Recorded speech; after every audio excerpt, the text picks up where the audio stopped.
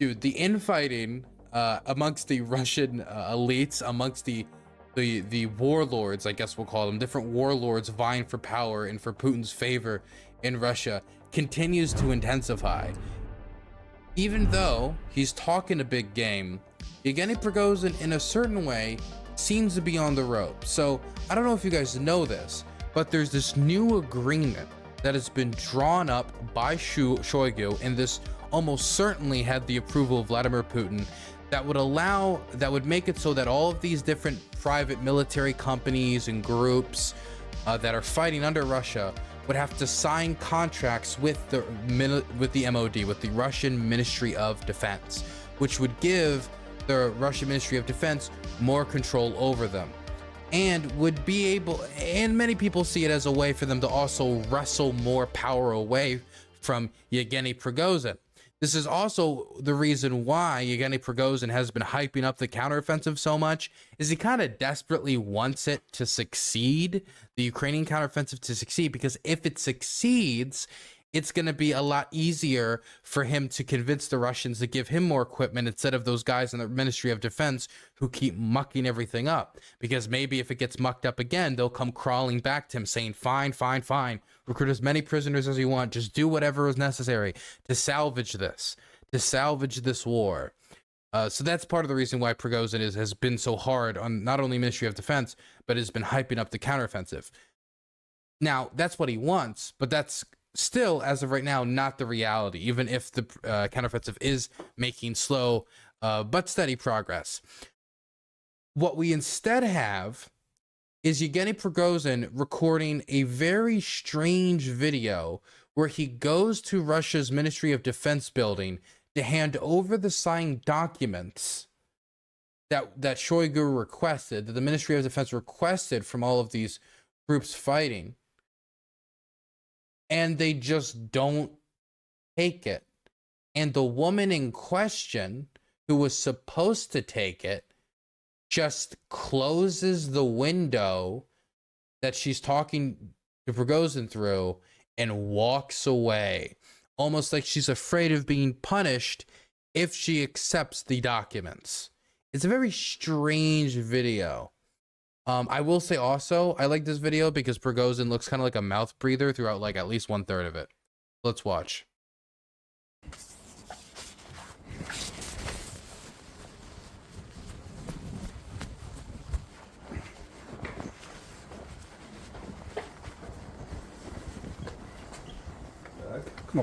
Press the button.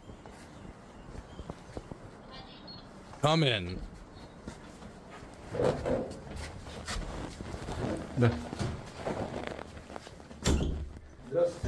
Hello, can I hand over a letter?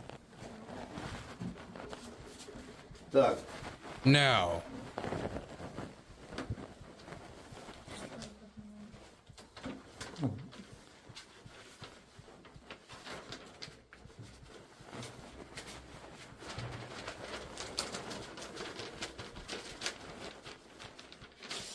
Now I'm stacking without the folders as they don't fit.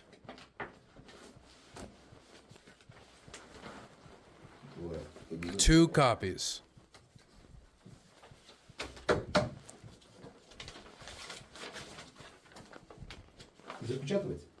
Should be sealed.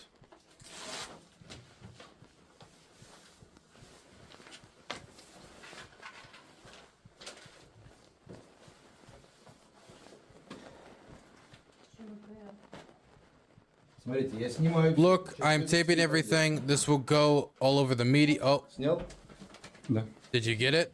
Yes, excellent. You can see him right there. Like, so as he says, we're recording this. This will go to the media. She closes the window, like she's afraid she's going to get in trouble or something, or she doesn't want to be on camera, and then just stops communicating with him. Just boom. From this point on, like, she's just gone. Does she take it? No, she doesn't take it. She doesn't take the document. Let me be clear. She did not take the document. She closed the window, and that was that. And you can hear Prigozhin say, did you get that? Good. Because one of the only things that Prigozhin has that Shoigu doesn't actually a decent media sense, or at least he's very public. He's very online, constantly, always saying stuff, always talking to the media, always making statements, always publishing videos, always trying to get ahead of the narrative. And I think one of the things he's trying to get ahead of the narrative here is, I'm trying to fill the documents. I'm trying to fulfill Shoigu's request, but this is all just a vendetta against me. And so they literally won't allow me even to fulfill the request. That seems to be the narrative that's being built. Whether it's true or not, hard to say. She ran away somewhere. Yep. I mean, this almost certainly is part of a vendetta against him. But the idea that they wouldn't accept the documents, part of that vendetta, I don't know. Wonderful, huh? All is recorded, yes? I just attempted to hand over the letter to the Minister of Defense. They're not accepting the letter, so now we will make it public.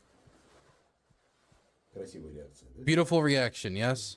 You closed it so suddenly. Apparently there is a strong restriction. This is what I said when I said he looked like a window licker here. Like he did. Look at him, man. I'm sorry. Such a goblin. I'm not much for like aesthetic insults and like insulting people's appearance, but I will make a exception for this war criminal. I've never seen somebody that can look so old but also so much like a baby. Old wrinkly baby. Go on. It's just that on the side, it was a strict prohibition on accepting documents from Wagner. Oh, 1 second. On accepting documents from Wagner. They said anyone who accepts the documents will immediately be taken there. But this is an official letter. She immediately hung up the phone, although I saw her earlier today. Everyone coming in were able to hand over their documents without problems. And there were courier deliveries. These kind of deliveries all were accepted.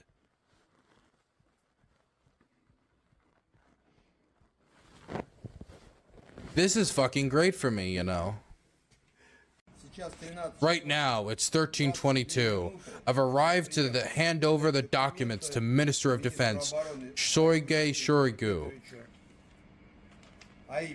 And specifically, 2 copies of the agreement signed from my side. This is a cover letter.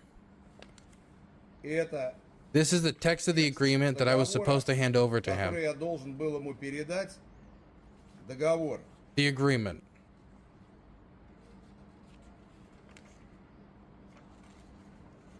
And he just flips through all the pages. I don't know why we need to see every page. Something is like universal about Boomers doing stuff like this. With my signatures. Unfortunately, the woman got scared. I feel sorry for her. She's under strong restrictions. Slammed the window and ran away. So, just like the previous times, it will be necessary to hand over the letters to the Minister of Defense to the public sphere, although this document has the corresponding signatures. I will try to hand this over to the presidential administration. Maybe they'll pass it on to him. Other methods. Here's the window. Working hours. Working hours are from 1 o'clock to 3. I just came at 1300. Now it's 1322 and I am here. The letter is not being accepted. I came here personally. Came with my identification of the hero of Russia. It's like an award that he got from Putin. So there be no questions of who I am. Let's go. And then they leave. Dude, this, can I be honest? I know that the infighting like this helps Ukraine. And therefore, I think it's a good thing, and I hope they continue. And this does seem to have Prigozhin boxed in a little bit, and he's trying to create a media stunt to kind of relieve some of that pressure. But God, man, it's getting kind of a little boring, this drama. Like, I feel like I'm just watching Real Housewives of Russia at this point. Just like constantly the moaning and complaining and the back and forthing, and it's your fault. No, it's your fault that we're dying. No, it's your fault that we're dying. It's your fault that we lost Kharkiv. No, it's your fault that we lost Kharkiv.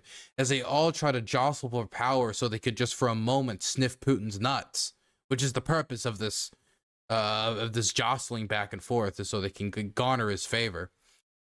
It gets quite boring over time, but this is just another episode of Prigozhin, making a public scene in order to try to get out of getting cornered by the MOD.